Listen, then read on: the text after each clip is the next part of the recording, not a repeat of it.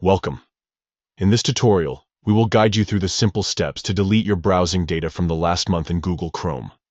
Whether you're looking to enhance your privacy or just want to clear up some space, this process is quick and easy. Let's get started. First, open your Chrome browser. This is the gateway to all your internet activities, and we need it open to access the settings. Next, look towards the top right corner of the browser. You will see 3 vertical dots. Click on these dots to open a drop-down menu.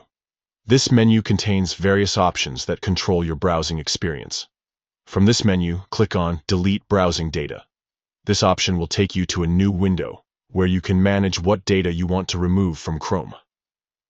Now, you will see a dialog box with several options.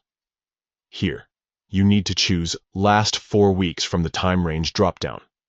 This selection allows you to specifically target the browsing data from the past month, ensuring that anything older remains untouched. Before proceeding, make sure that the checkbox for browsing history is selected. This ensures that only your browsing history is deleted while leaving other types of data intact if you prefer.